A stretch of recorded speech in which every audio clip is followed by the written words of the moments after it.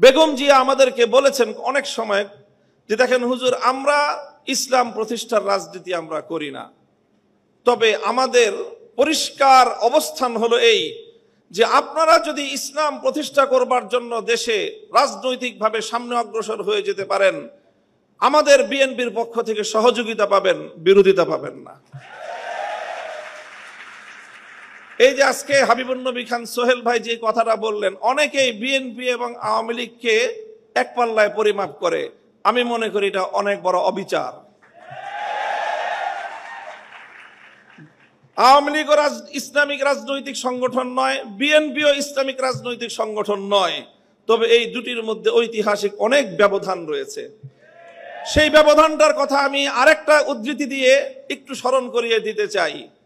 বাংলাদেশ জাতীয়তাবাদী দলের একজন মরহুম নেতা, সাবেক মন্ত্রী চৌধুরী কামাল ইবনে ইউসুফ, আপনাদের অনেকের নাম মনে থাকার কথা, তার একটা উদ্ধৃতি, তিনি একদিন এক প্রসঙ্গে বলেছিলেন, একটা কথা বলতে গিয়ে বিএনপির প্রতি তার নিজের যে অধিকার, সে অধিকার সাব্যস্ত করতে গিয়ে বলেছিলেন যে বেটা, আমি 200 বছর ধরে বিএনপি করি। কি বলেছেন? 200 বছর ধরে আমরা বিএনপি করি। আপনাদের অনেকের মনে প্রশ্ন জাগতে পারে, বিএনপি তো প্রতিষ্ঠিতই হলো স্বাধীনতার বেশ পরে, শহীদ জিয়াউর রহমানের হাত ধরে।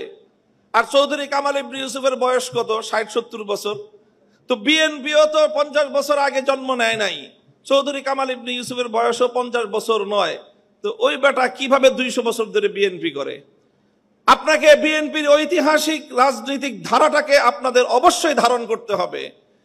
চৌধুরী কামাল ইবনে ইউসুফের এই বক্তব্যের মূল কথা ছিল এই, যদি আমরা আমাদের এই জনপদের অতীত রাজনীতির ইতিহাস পর্যালোচনা করি, তাহলে সবসময় আমরা এদেশে দুটি ধারা লক্ষ্য করতে পাই। সেই অবিভক্ত ব্রিটিশ আমল থেকে যখন ঢাকা বিশ্ববিদ্যালয় প্রতিষ্ঠার ঘোষণা এসেছিল, যখন ঢাকাকে কেন্দ্র করে পূর্ববঙ্গের উত্থানের ঘোষণা এসেছিল, যখন মুসলিম জাতিসত্তা প্রতিষ্ঠার ঘোষণা এসেছিল, তখন এই বঙ্গ অঞ্চল থেকে কিছু মানুষ তারা ঢাকা বিশ্ববিদ্যালয় প্রতিষ্ঠার বিরোধিতা করেছিল। তারা ঢাকাকে কেন্দ্র করে পূর্ববঙ্গের উত্থানকে ঠেকিয়ে দিতে চেয়েছিল, যারা মুসলিম জাতিসত্তার বিরোধী ছিল। এই ঐতিহাসিক ধারা সেই ব্রিটিশ আমল থেকে চলে এসেছে। আর এই ধারায় এইভাবে দুটি ধারা প্রতিষ্ঠিত হয়েছে, সংঘাত চলেছে, লড়াই চলেছে। একটি ধারা ছিল পূর্ববঙ্গ কেন্দ্রিক এই বাংলাদেশী জাতীয়তাবাদ তথা মুসলিম জাতীয়তাবাদের, মুসলিম জাতিসত্তা গঠনের যে ঐতিহাসিক ধারা, এই ধারার যারা রাজনীতি করে জাতীয়তাবাদী দল বিএনপি সেই ধারারই প্রতিনিধিত্ব করে। কাজে বিএনপিকে যেমন এই কথাটা মনে রাখতে হবে, যারা বিএনপির সমালোচনা করে তাদেরকেও এই কথাটা মনে রাখতে হবে। বিএনপি এবং আওয়ামী লীগ কেউই ইসলামী রাজনীতি করে না, বরং তাদের রাজনৈতিক ভিন্ন দর্শন রয়েছে।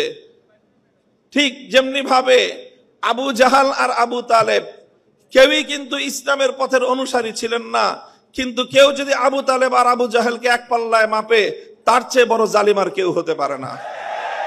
আমি মনে করি ইসলামী রাজনীতির দৃষ্টিকোণ থেকে বিএনপি আবু তালেবের ভূমিকায় আর আওয়ামী লীগের আগাগোড়াই ভূমিকা হলো আবু জাহালের ভূমিকা।